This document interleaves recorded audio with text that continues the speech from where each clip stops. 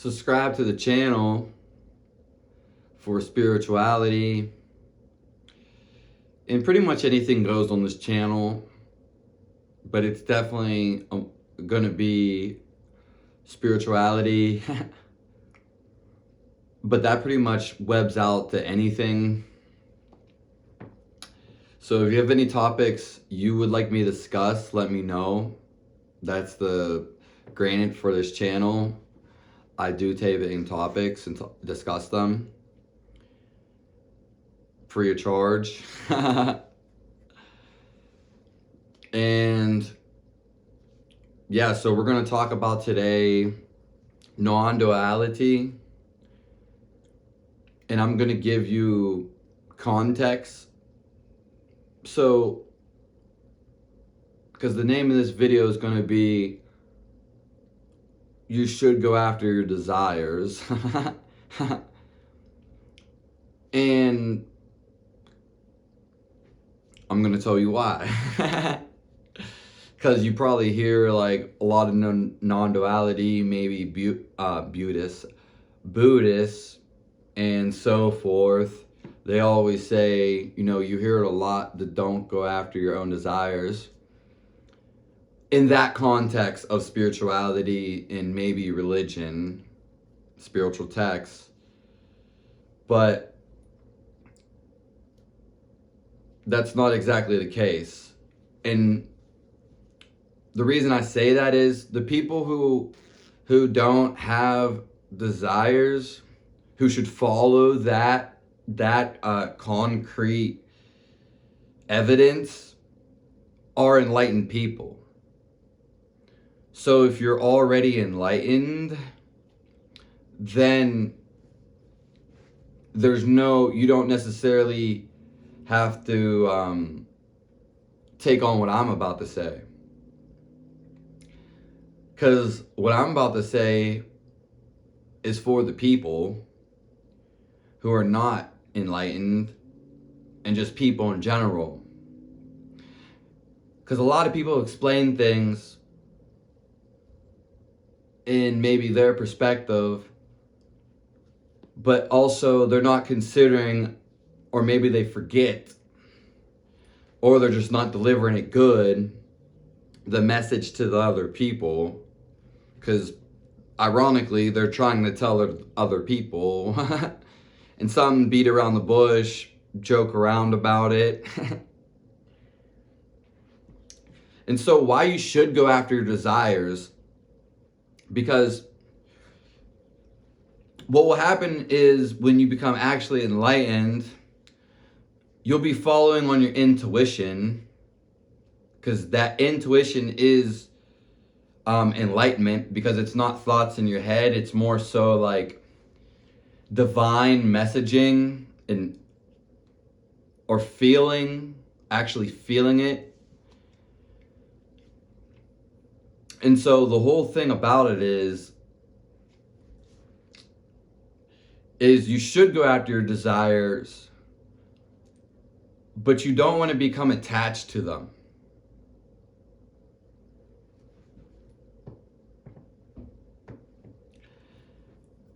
And there's nothing, you can still have a desire, but not be attached to it. So what does that mean? Whatever happens when you go after it, whether you get it or you don't, that's pretty much it. Then A, you're not going to get it and going to cry, be angry, upset, feel disappointed, or some way about it. Or you could keep trying to go after it. Or you could do the enlightened way, which would be, and when I say this is more of a standpoint as, see, enlightened, like someone who's enlightened, they can go after, they can dictate, you know, what they want to go after. It's not controlling them, and they're not necessarily attached to it. So like, that's the thing though, is when you're going after it, you're not thinking about it. So me explaining it is just like, so because I know you have the question, how does he notice, or how is it coming? Well, when it happens, it's a feeling. It's a feeling, it's a premonition, an omen, or you could just say it's intuition. Most people don't follow their intuition, so to speak. And so you want to go after your desires, and it's not something like like a dog, like you're going after it. You know what I mean?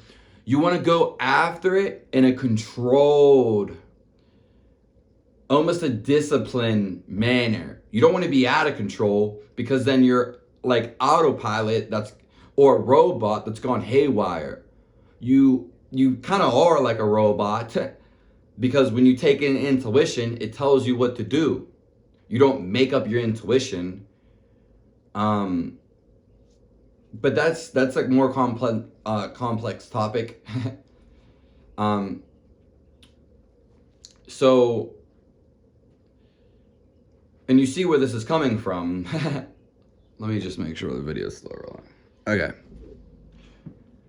And they always teach you not to go after your desires or dreams, but you actually do want to go after them. And it's just like this.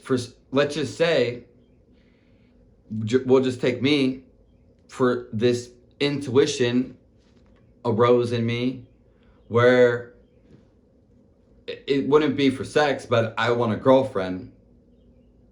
Not necessarily even a girlfriend, just more so a friend. So I'm going to act upon it. Or I could not. It depends on my priorities, how strong the intuition is, or the feeling, and also the third way, what I want. Because even though that could come up, I can very easily override it and be like, I don't care. Then it's not a problem at all. Then I'm back to square one, which is intuition, but more so in the moment, enlightenment. I just go back to that. So it's your ability to act upon it, basically. I'll try to think of another example. But the thing is like, I have other intuitions that I'm following, and that's not necessarily my core, especially right now. Because if it was, then I would be more directing my energy towards that, my will, my daily movements towards that, pretty much everything. But I'm regressed from that. And don't get it twisted, because that's not a desire I have necessarily. I have other stuff that I'm doing, basically. So I'm using my energy towards that. And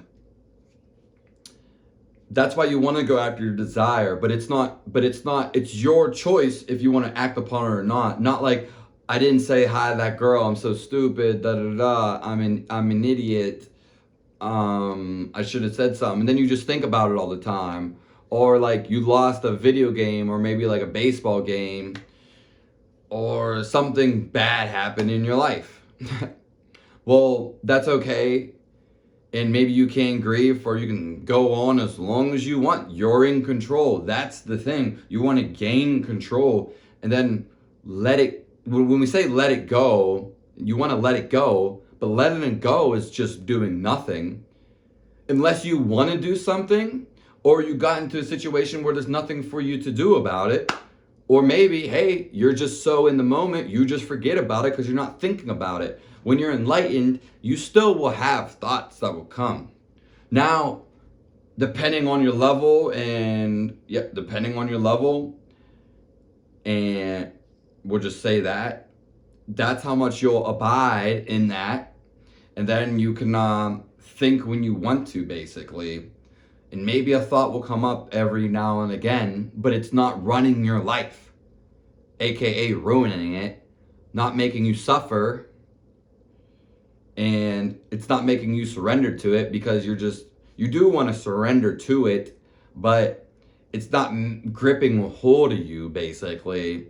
Like, let's just say adolescence, nostalgia, maybe one of your first girlfriends, an ex you really like. Okay, it's over.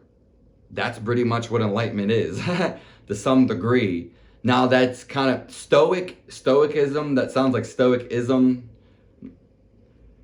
They go hand in hand. Now, you can have a stoic mentality. You can mold your mentality, but usually, you become enlightened, and you have an awakening where there's no thoughts and there's space between your thoughts. It's not like, oh, I got to do this, I always got to be doing something. It's not like that. In the context from my last video, when I talk about doing nothing is the best feeling you're ever going to feel, it is true because it's our natural state. Nothing is our actual state, because everything comes from nothing. Literally nothing that you can't see. It's transient. And the thing about it is, when I was talking about being nothing, like being nothing and doing nothing, I meant that in context as, for enlightened people, they can do nothing. People who are actually trying to reach enlightenment or on their path of spirituality, grand awakening, maybe doing nothing for them it's not the best thing. They probably need a path, something to lean on. So I wanted to clear that up about my last video. That's called Why No Drugs, Sex, and Alcohol on the Spiritual Path. Sahdguru, Eckhart Tolle, and Enlightenment. So subscribe to the channel. Thanks for tuning in. I hope this helps you. And have a nice day. Thank you.